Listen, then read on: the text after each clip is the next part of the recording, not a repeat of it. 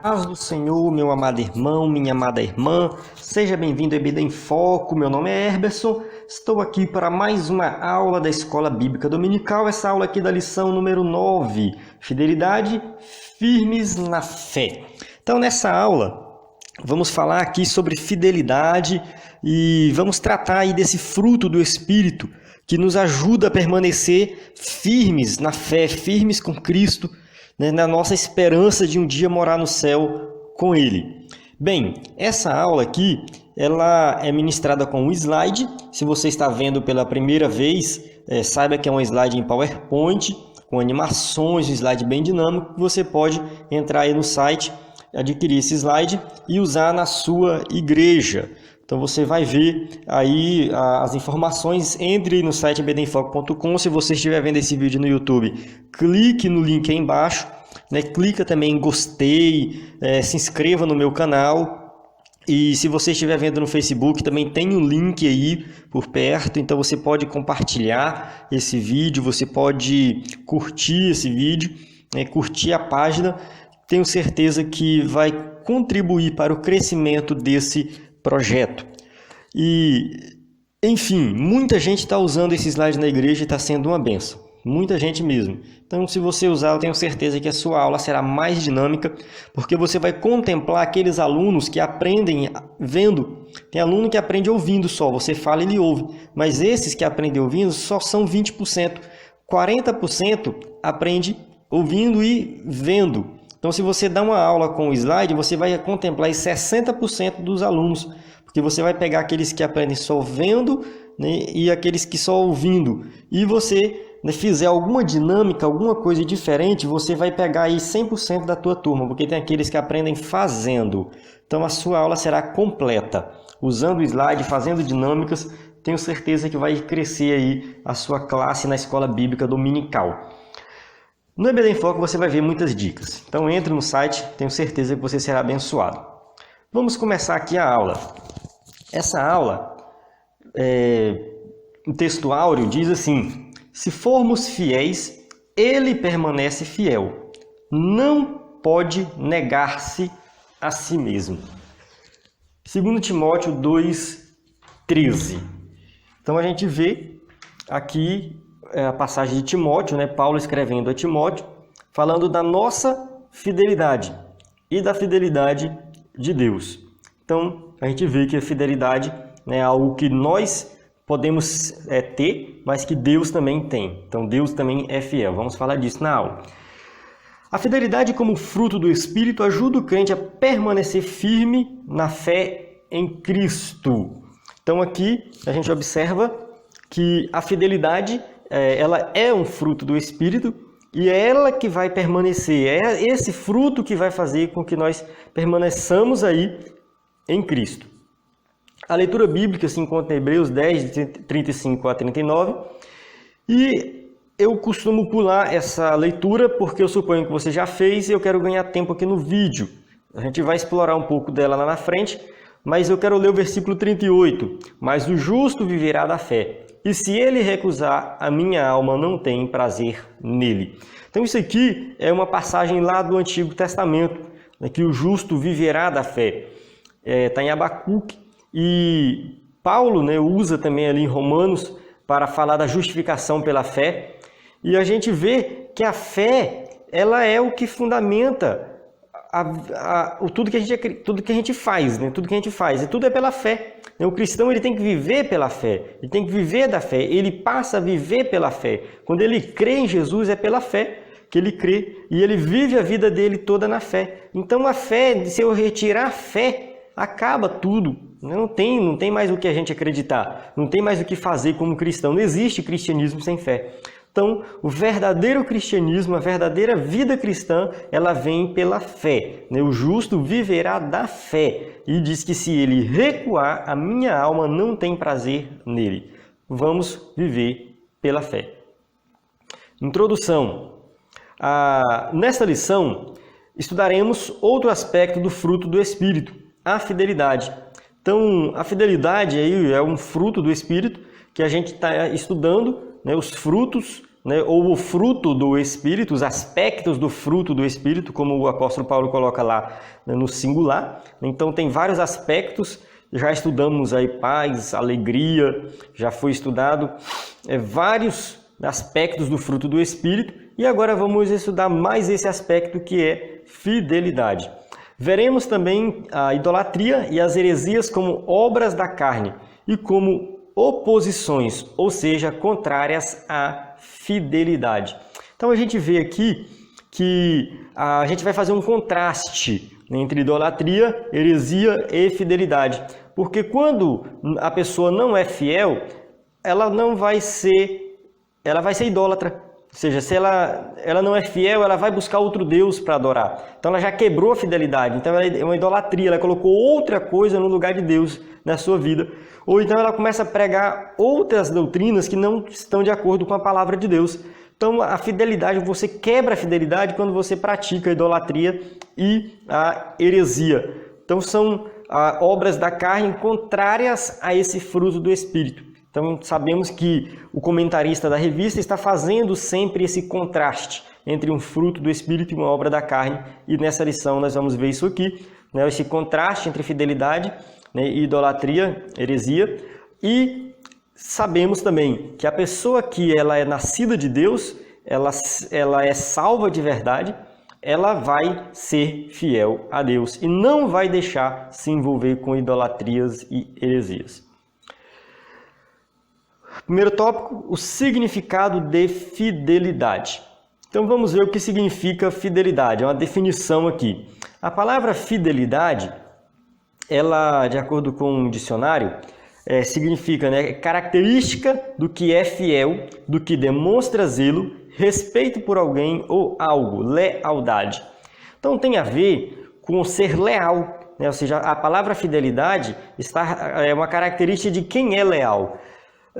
Isso a gente leva para todos os aspectos da vida. Um casamento, por exemplo, se tem fidelidade no casamento, significa que tem lealdade, significa que um ali não vai trair o outro. Então isso é fidelidade. Então no casamento a fidelidade é importante. Se não tem fidelidade, não tem relacionamento. Se você tem um amigo que você não é fiel a esse amigo, se você não é leal com esse amigo, você não tem uma amizade de verdade, você não é um amigo de verdade. Porque se não tem fidelidade, não tem relacionamento. Nós vamos levar isso aqui para a nossa vida cristã. Se eu sirvo a Deus e eu não tenho fidelidade, se eu não sou fiel a Deus, eu não tenho relacionamento com Deus. Então, para eu ter relacionamento com o próximo, para eu ter relacionamento com Deus, eu preciso ter fidelidade. Eu preciso ter esse fruto do Espírito na minha vida. Tem que ter. Eu tenho que ter, porque senão não tem relacionamento. E cristianismo é relacionamento. Cristianismo é relacionamento vertical com Deus e relacionamento horizontal com o próximo. Sem fidelidade não vai existir nenhum dos dois. A fidelidade como fruto do Espírito. Vamos lá, fruto do Espírito. A gente tem aqui, já estudamos aí vários aspectos do fruto do Espírito e fidelidade, está relacionado aí à nossa comunhão com Deus. Então, fidelidade à comunhão com Deus é o quê? Oração. Se eu estou orando, né, se eu tiro o momento de orar para orar, não é aquela oração fast food, né, que eu simplesmente ajoelho ali, oro 2 minutos e pronto, acabou. Não, é uma oração onde você tira um momento para adorar a Deus. Você tira aquele momento para orar. Então isso é comunhão. Você escolheu aquele momento para servir a Deus. Então você está aí exercitando a sua fidelidade a Deus na prática. Jejum, você tirar um momento, um dia, um horário para jejuar, também está falando da sua comunhão com Deus. Só quem tem comunhão com Deus que faz isso aqui. E leitura da Bíblia. Eu vou mostrar também para Deus que eu sou fiel a Ele quando eu desenvolvo a minha comunhão com Ele através da leitura da Bíblia. Eu tiro um momento para ler a Bíblia. Não é só quando o pregador pede para abrir a Bíblia lá na igreja. Abra a sua Bíblia aí no livro tal, capítulo tal, versículo tal. Não, é uma leitura diária que você vai fazer na sua casa, exercitar aí a sua fidelidade através da sua comunhão com Deus, né, com a leitura da palavra, onde você tira aquele momento para ler a palavra de Deus. Então, fazendo isso aqui, você mostra que vocês têm comunhão com Deus. A fidelidade de Deus. Vamos falar da fidelidade de Deus. Sabemos que Deus é fiel. E a fidelidade é um dos atributos morais de Deus. Faz parte da sua característica, da sua natureza. Deus, ele é fiel. Se Deus não for fiel, ele deixa de ser Deus. 2 Tessalonicenses 3,3 diz: mas fiel é o Senhor que vos confirmará e guardará do maligno. Então Deus é fiel. Nós temos que pegar isso aqui e usar, né, esse versículo aqui e aplicar na nossa vida, né, que vos confirmará e vos guardará. Então, se eu tenho medo de alguma coisa acontecer comigo, eu não estou sendo fiel. Eu tenho que acreditar, não estou sendo fiel, não estou crendo na fidelidade de Deus, me corrigindo aqui. Eu não estou crendo que Deus é fiel, porque ele está falando que Ele me guardará, que Ele vai estar comigo. Então eu tenho que crer que Deus é fiel. Ou seja, a minha fé, olha só, a minha fé tem que, né, ser suficiente para crer na fidelidade de Deus. Então está tudo dentro do mesmo contexto. Então eu tenho que, né, confiar completamente em Deus, porque Ele é fiel. E fiel é Deus, pelo qual fostes chamados para a comunhão de seu Filho Jesus Cristo, nosso Senhor. A fidelidade de Deus, ela está relacionada também à salvação. Ele é fiel, né? 1 Coríntios 1,9 está dizendo aqui, né, que fiel é Deus, pelo qual fostes chamados para a comunhão. Então a gente tem aqui que a graça de Deus, ela nos trouxe nova vida, trouxe agora a comunhão com Cristo. Então, através da fidelidade de Deus é que nós temos comunhão com Cristo, temos uma nova vida, uma vida transformada, porque a graça de Deus agiu em nós. Então, como filhos de Deus, nós somos uma nova criatura, ou seja, somos transformados e devemos ser fiéis a Deus, assim como Ele é fiel conosco. Então, se Ele foi fiel para conosco, de nos resgatar do pecado, nos trazer e nos dar uma nova vida, Ele foi fiel para fazer isso. Como nova criatura, agora nós temos que ser fiéis para com Ele. Ou seja, guardar os seus mandamentos, guardar a sua palavra em nosso coração, colocar em prática a sua palavra, amar o próximo, amar a Deus acima de todas as coisas, né? Orar, jejuar, ler a palavra. Temos que mostrar a nossa fidelidade para com Deus, porque agora nós somos filhos de Deus. E qual a importância de ser fiel a Deus? Essa pergunta aqui, ela é lançada, né? É bom quando tem uma classe para ter uma resposta. Mas você pode ir refletindo aí nesse momento. Qual a importância de ser fiel a Deus? É claro que ela tem muitas respostas. E eu vou dizer que a grande maioria das respostas que forem dadas aí não serão erradas. São respostas corretas. Eu posso colocar aqui que é importante eu ser fiel a Deus porque Ele é o Criador de todas as coisas. Eu tenho que ser fiel ao meu Criador.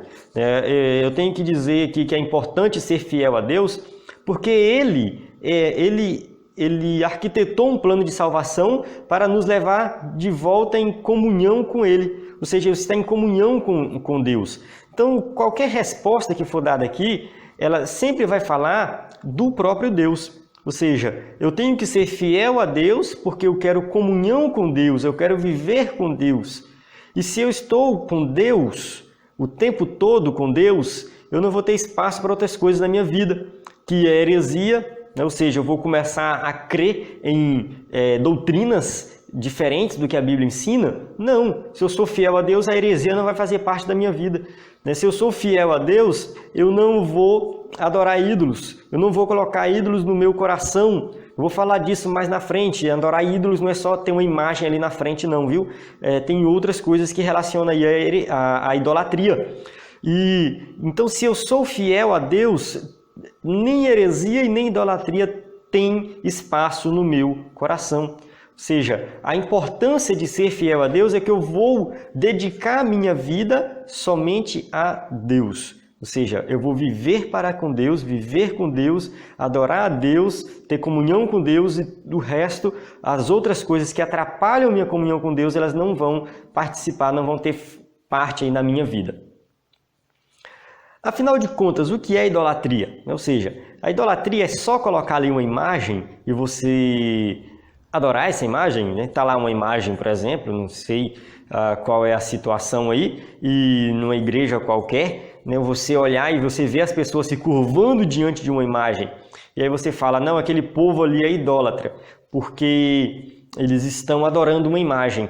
Só que quando nós vamos olhar para a nossa vida, temos que nos perguntar, será que eu não estou sendo idólatra também? Será que eu estou colocando os meus bens em primeiro lugar na minha vida? Ou seja, o meu carro, minha casa, meu dinheiro, será que isso é, né, o primeiro lugar na minha vida? O meu trabalho, será que eu estou colocando o meu trabalho também, né, como algo acima de Deus? E lá está Deus em terceiro lugar. Ou seja, tem gente que coloca tanta coisa na frente da sua vida e deixa Deus lá atrás. Quando a gente pergunta, ele fala, não, Deus é primeiro lugar na minha vida. Só que você não vê essa pessoa orando, você não vê essa pessoa lendo a Bíblia, você não vê essa pessoa indo na igreja, você não vê essa pessoa fazendo boas obras como resultado de uma verdadeira salvação. Ou seja, a pessoa simplesmente diz que Deus é em primeiro lugar, mas na prática tem outras coisas em primeiro lugar. Então, quem coloca outras coisas em primeiro lugar está sendo idólatra. Quem coloca outras coisas na frente de Deus na sua vida está sendo idólatra. Da mesma forma que alguém que está adorando a imagem, e talvez até pior. Porque aquele que está adorando a imagem talvez está na sua ignorância. É claro que continua pecando da mesma forma, né? Mesmo na ignorância. Porém, muitos têm até conhecimento bíblico, mas não coloca Deus em primeiro lugar, coloca qualquer outra coisa. Amarás, pois, o Senhor teu Deus de todo o teu coração, de toda a tua alma e de todas as tuas forças. Deuteronômio 6:5. Esse versículo diz tudo. Se eu amo a Deus, é Ele que tem que estar em primeiro lugar. Idolatria e heresia, um perigo à fidelidade. Então vamos ver aqui um segundo tópico, falando dessas obras da carne. Né? Eu vou colocar aqui essas obras da carne, que essas obras da carne, elas vão aí de encontro com esse fruto do Espírito, que é a fidelidade. Primeiro, o que é idolatria? Vamos entender um pouco de idolatria, né? Falar um pouquinho mais de idolatria aqui. Na idolatria do grego, né, eidolatreia, essa palavra significa culto destinado à adoração de ídolos. Então a ideia é que você adore ídolos. Né? Se você está adorando ídolos, você está sendo idólatra. Porque as obras da carne são idolatria, feitiçaria, inimizade, porfia, emulações, iras, pelejas, dissensões, heresias, etc. Ou seja, continue, Gálatas 5, 19 e 20. Então a gente tem aqui, né, um versículo que usa a palavra idolatria, que é justamente esse aqui de Gálatas, né, que nós estamos falando das obras da carne. Mas tem vários versículos usando essa palavra. Estão falando de idolatria. Então, por que muitos são idólatras? Vamos colocar assim, né? Primeira pergunta. Por que muitos são idólatras? Por que muitas pessoas se envolvem em algum tipo de idolatria? Começa a colocar outras coisas na frente, outras coisas na sua vida, em primeiro lugar na sua vida, que não é Deus. Primeiro, né, a Bíblia diz que o povo perece por falta de conhecimento. As pessoas não conhecem as Escrituras. Diz assim, os ídolos deles são prata e ouro, obra das mãos dos homens. Tem boca, mas não falam, olhos têm, mas não veem. Salmo 115, 4, 5. Esse versículo aqui ele fala tudo da idolatria moderna. É um versículo que foi escrito aí há mais de 2.000 anos, 3.000 anos, quem sabe, né, 2.000 e poucos anos atrás. Mas ele está falando de algo que acontece atualmente. Tem muitos que se envolvem em idolatrias através de imagens de escultura. Então está aqui uma passagem que deixa isso bem claro. Né? Ou seja, eles são ídolos que não fazem nada, não podem fazer nada. E, né, o povo ele não tem o entendimento da palavra de Deus. Então, primeiro começa por aí. Muitos, né? Por que muitos são idólatras? Porque não leem a Bíblia. Começa por aí. A gente vê os israelitas, né, que embora tivessem visto de perto a glória e o livramento de Deus, por diversas vezes se deixaram levar pela idolatria. Então a gente vai ver aqui alguns exemplos aí do povo de Israel, né, que apesar de estar ali íntimo com Deus, vivendo com Deus, esse povo ele foi idólatra, um povo idólatra. Por quê? Primeiro, idolatria no deserto. A gente vê que logo que eles saíram ali da terra prometida e Moisés subiu ali ao Monte Sinai para falar com Deus, demorou descer, o povo já construiu um bezerro de ouro. Diz assim, Êxodo 32:4, e ele os tomou das suas mãos e trabalhou o ouro com um buril e fez dele um bezerro de fundição. Então disseram, este é teu Deus, ó Israel, que te tirou da terra do Egito. Isso é lamentável nós vermos um grande homem de Deus falando isso aqui. Ou seja, um grande homem de Deus, um sacerdote, dizendo que um bezerro de ouro foi o Deus que tirou Israel do Egito. E o povo adorou esse bezerro. E o povo seguiu essas instruções e acreditar e dizer que aquele bezerro foi o Deus que salvou eles, que livrou eles. Então, no lugar de adorar o Deus verdadeiro, o Deus de Israel, o Deus que livrou eles de verdade, o Deus Jeová, eles foram adorar um bezerro de ouro. Então a gente vê a idolatria que já estava no coração do povo. O povo já estava envolvido em uma sociedade idólatra, que saíram do Egito. O Egito era idólatra. E eles continuaram, eles saíram do Egito, mas o Egito continuou no coração deles. Eles continuavam com as mesmas ideias erradas lá do Egito. Infelizmente, muitos crentes são assim. Muitos vêm do mundo, mas continuam com o coração no mundo, com o mundo no coração. Não abandonaram ainda os desejos carnais, não abandonaram ainda os desejos de buscar outras coisas além de Deus. Então o coração continua no mundo. Então a gente tem que ver que quando alguém se converte de verdade, tem que abandonar por completo e deixar para trás. O povo aqui não abandonou, veio do Egito, mas continuou com os maus costumes do Egito. A idolatria no período monárquico. A gente vê que quando Deus instituiu ali a monarquia, o povo começou a ter um rei e tal, e depois o reinado dividiu. Isso é uma história bem complexa, e comprida também, mas a gente vê que o Reino do Norte, que foi dividido, Reino do Norte e Reino do Sul, no Reino do Norte não teve nenhum rei fiel a Deus. Todos foram idólatras. Então a gente vê aqui o exemplo de Acabe, E fez Acabe, filho de Onri, o que era mal aos olhos do Senhor, mais do que todos os que foram antes dele. E levantou um altar a Baal na casa de Baal que edificara em Samaria. Então lá no seu próprio reinado, na nação de Israel, ele construiu um altar ao deus Baal, que era o deus ali dos povos vizinhos. Casou-se com uma mulher, que é Jezabel, que era uma mulher que adorava a Baal, e ele começou a adorar a Baal também.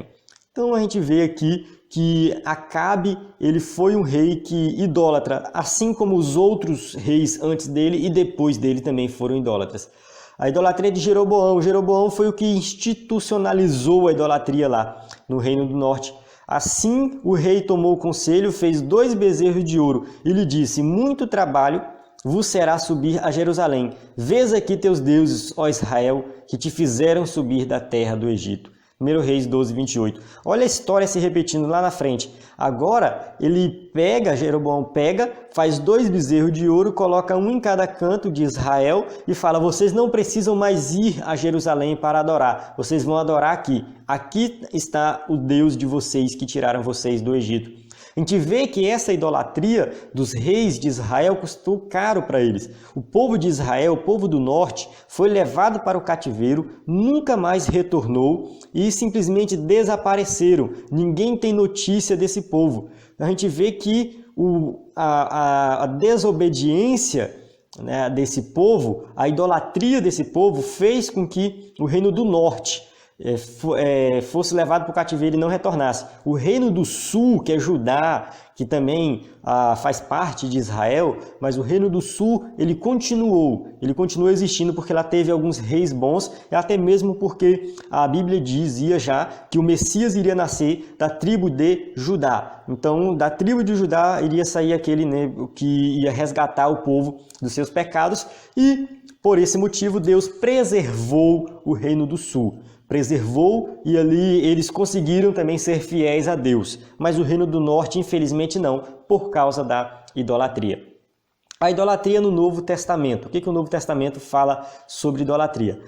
Na Roma Antiga, adorar os imperadores era uma forma de lealdade e devoção. Então, os imperadores lá na Roma Antiga, eles tinham aquele instinto de querer ser adorado. Então, o povo tinha que adorar o imperador, tinha que se curvar diante do imperador, tinha que mostrar, né, que era leal, se curvando, adorando ele. Só que os cristãos não fizeram isso. Os cristãos, eles recusaram adorar a Deus e por isso eles foram perseguidos e mortos.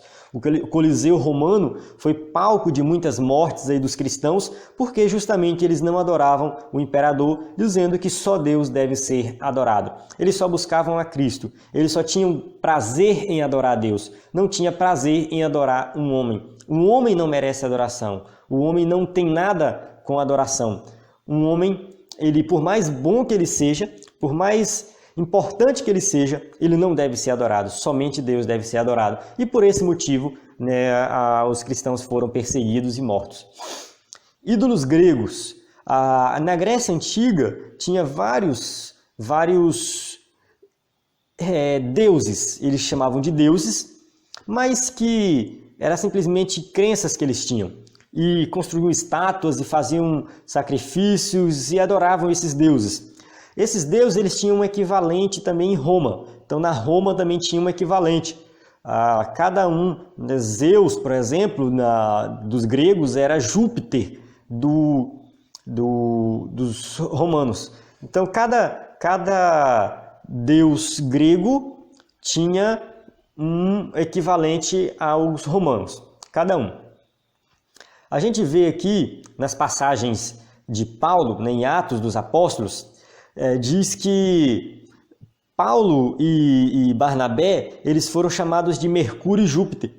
Foram comparados. Por quê? Porque eles realizaram um milagre. Eles chegaram lá e realizaram um milagre. E o povo ficou impressionado, né? Aqui no versículo diz assim: fizeram-se os deuses semelhantes aos homens e desceram até nós. E chamavam Júpiter a Barnabé e Mercúrio a Paulo, porque este era o que falava. E a gente vê, né, por que eles chamaram Paulo de Mercúrio? Porque Mercúrio é equivalente a Hermes. Mercúrio dos romanos é equivalente a Hermes dos gregos, que era o mensageiro dos deuses. Então, Hermes, ele era o deus que eles acreditavam lá, que levava a mensagem de Zeus para outros deuses e levava a mensagem também para os seres humanos, para os semideuses, né? Tinha Hércules, por exemplo, que era um semideus, que era uma mitologia, não era verdade, Hércules não existiu de verdade, tudo isso é mitologia, mas o povo acreditava nisso. Então Hermes ou Mercúrio era esse mensageiro. Como Paulo era aquele que falava, que pregava, eles falaram que Paulo era semelhante a Mercúrio e Barnabé era semelhante a Júpiter, porque Júpiter é o quê? O equivalente a Zeus. Ou seja, Júpiter e Zeus são equivalentes, era o deus dos deuses lá, era o chefe dos deuses. E a gente vê que essa crença deles, né, se nós formos analisar, essa crença era de um deus parecido com o ser humano, assim, era algo muito limitado, né? Era um deus muito limitado mesmo. Nem se compara com o deus que a gente acredita. Então a gente vê esse episódio aqui, nesse episódio, mas Paulo e Barnabé não aceitaram isso, simplesmente pregaram o evangelho. Paulo em Atenas. Quando Paulo chegou em Atenas, ele encontrou um altar oferecido ali ao Deus desconhecido, né? Ou seja, e Paulo aproveitou, o povo estava confuso, né? O povo estava adorando qualquer coisa, adorando qualquer Deus, e quando chega ali ao Deus desconhecido, ele vê essa confusão que o povo estava, né, enfrentando ali. O povo estava confuso mesmo, e ele aproveita a oportunidade para pregar o evangelho. Continuando, tudo aquilo que usurpa o lugar de Deus em nosso coração é idolatria. Então vamos falar agora, né, de idolatria que fala mesmo, né, a gente está falando de idolatria relacionada a ídolos, no sentido de ter uma imagem ali. Agora a idolatria do nosso coração. Vamos falar dessa idolatria. A idolatria que vem do coração. Já foi falado aqui que idolatria não é só adorar uma imagem. A idolatria, ela também é adorar bens materiais. Você colocar os bens materiais acima de Deus. Você colocar aí o seu trabalho acima de Deus. Você colocar qualquer coisa, até mesmo um cargo na igreja, como mais importante do que Deus. Tem gente que faz isso. Tem gente que considera um cargo na igreja algo como se fosse, né, ali tudo de mais importante na vida. Então, quando ele perde o cargo, ele desvia. Já vi fazer isso, já vi várias pessoas falar, quando perde o cargo na igreja, não vai mais para a igreja, desviei, aquela igreja não serve mais para mim. Mas por quê? Porque Deus não era o primeiro lugar na vida dessa pessoa, mas sim o seu cargo. Então, quando Deus ele é o primeiro lugar na nossa vida, nós vamos adorar Ele independente da circunstância. Bens materiais, tem gente que perde os bens materiais e fica com raiva de Deus. Não vou adorar a Deus mais não vou servir a Deus mais não. Tem gente que perde o emprego, não quer mais servir a Deus. Então está colocando outras coisas no coração que não é Deus.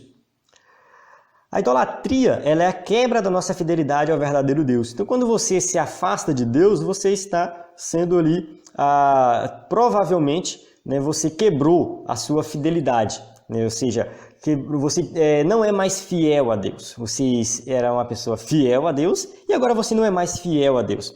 E aqui entra outra coisa chamada apostasia. A apostasia, né, afastar-se de Deus. A lição não aborda muito, né, o conteúdo da lição não aborda muito de apostasia, mas é nesse sentido. A pessoa ela começa a se afastar de Deus, ela começa a desviar-se de Deus.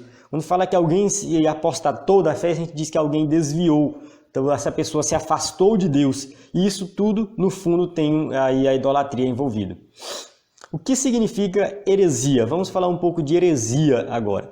A palavra heresia, do grego, significa, vem aí aireses, rejeição voluntária de um ou mais artigos da fé. Essa palavra ela pode ter vários significados, mas dentro do contexto religioso está falando nesse sentido, de rejeição de um artigo da fé. Só que isso é relativo para nós, que vou colocar aqui, que somos evangélicos ou da Assembleia de Deus, vou colocar, né, evangélicos, quando a gente olha para uma religião que surge nova, que distorce, que rejeita um artigo importante da fé, a gente fala que aquilo ali é um herege. Só que para eles, nós somos hereges. Para eles, nós estamos na heresia. Então fica, né, esse caminho de ida e volta. Ou seja, a heresia é uma palavra que pode ser usada por qualquer um que está referindo a alguém que está quebrando aquele artigo de fé que você considera correto. Então, no nosso caso, nós temos os nossos artigos de fé que consideramos o correto, o que é baseado na Bíblia, e quando alguém vem e faz algo contrário, fala algo contrário ou rejeita isso, nós consideramos isso o quê? Uma heresia. Isso é uma obra da carne, tá? Aqui em Gálatas 5:20, ou seja, nós temos aqui heresia como obra da carne.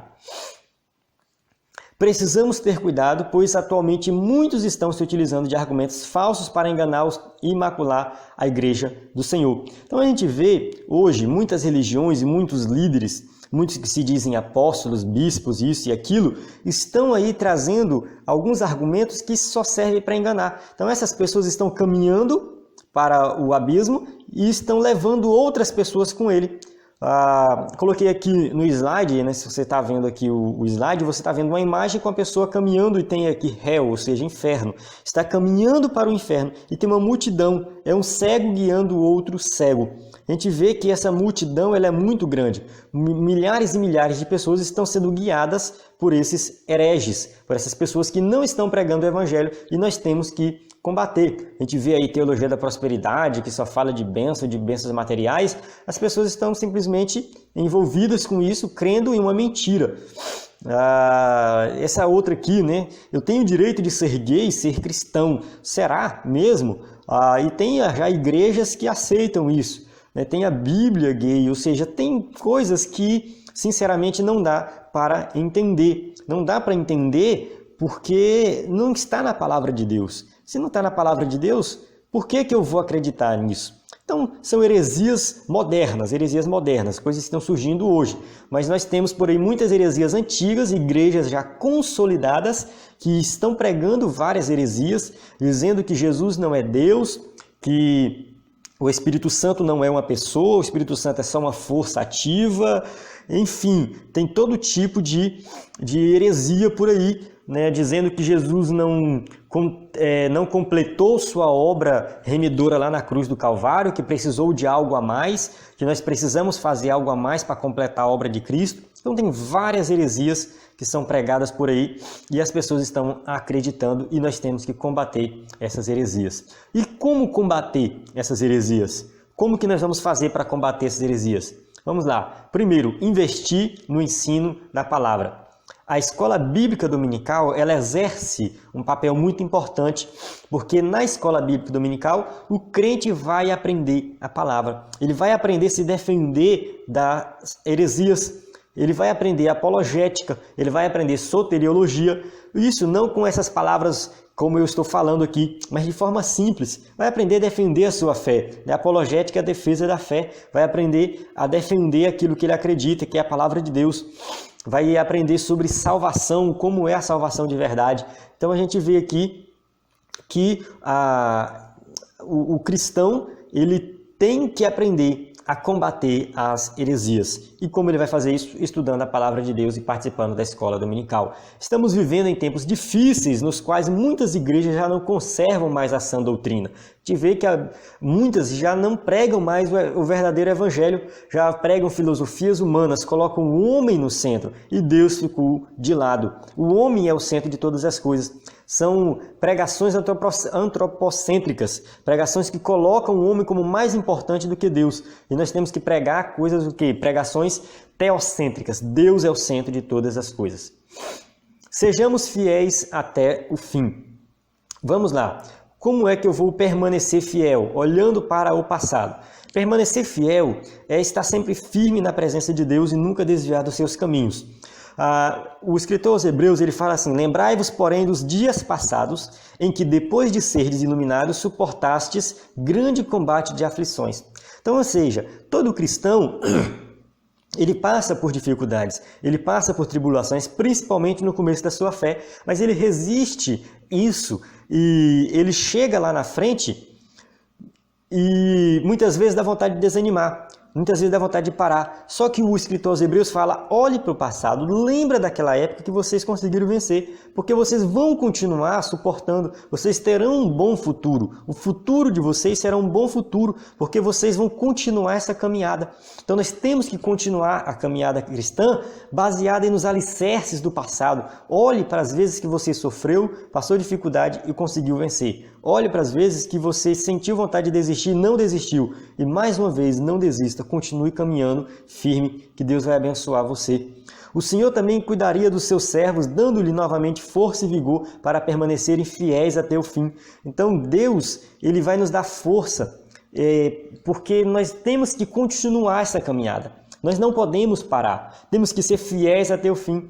Quem ser fiel até o fim vai ser salvo, mas só quem chegar no fim. Então nós precisamos da força do Senhor, Ele vai nos guiar, nos dar força.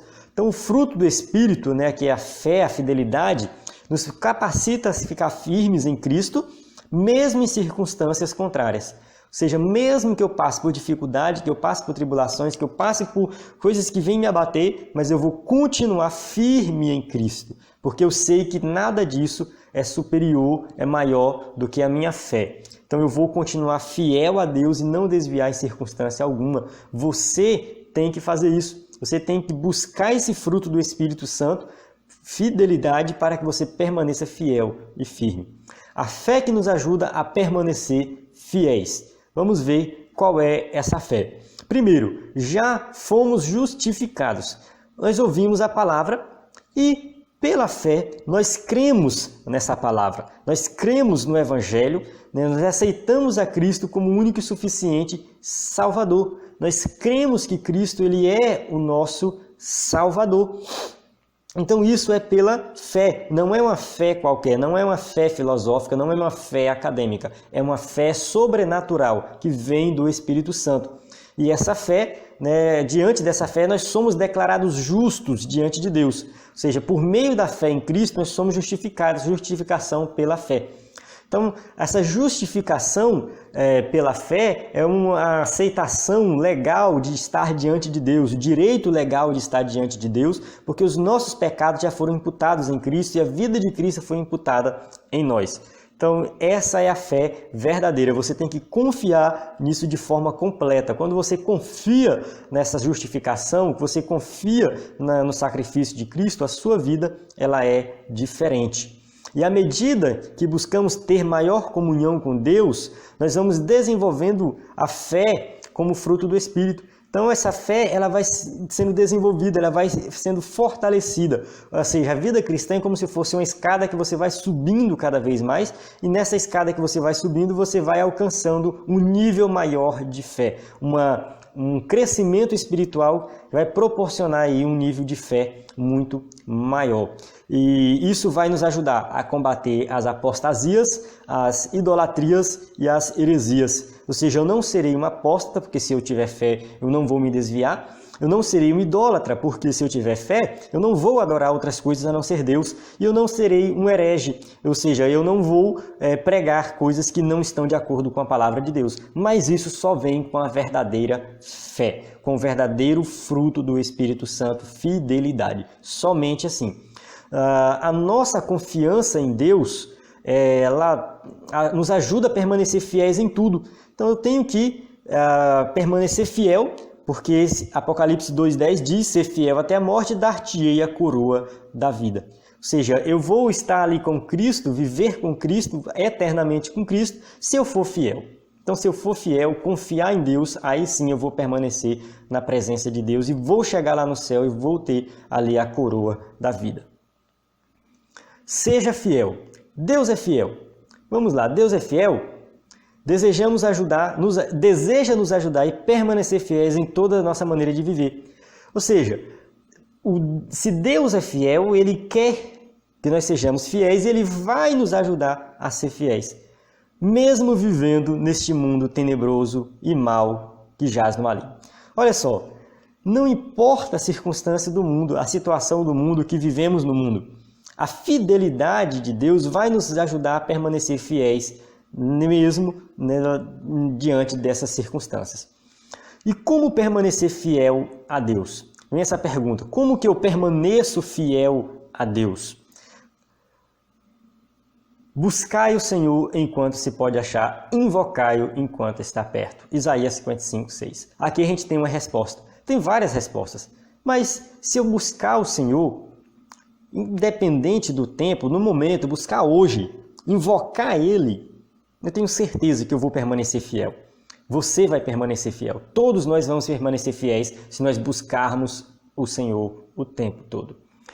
O exemplo de Noé, a fidelidade de Noé. Noé, durante um bom tempo, ele anunciou que o dilúvio viria. As pessoas não acreditaram, não ouviram a mensagem de Noé, e somente Noé e sua família escaparam do juízo. Nós conhecemos essa história aqui de forma bem completa, mas o que nós temos que prestar atenção é que mesmo vivendo em uma sociedade corrompida pelo pecado, a sociedade da época de Noé era uma sociedade corrompida, Noé foi fiel até o fim, mas ele contou com a ajuda divina. A Bíblia diz que Deus estava ali com Noé. Então, Noé permaneceu fiel. Da mesma forma que ele permaneceu fiel, nós também podemos permanecer, porque Deus está falando conosco para nós permanecermos fiéis até o fim. E se nós buscarmos a ajuda do Espírito Santo, nós vamos permanecer fiéis.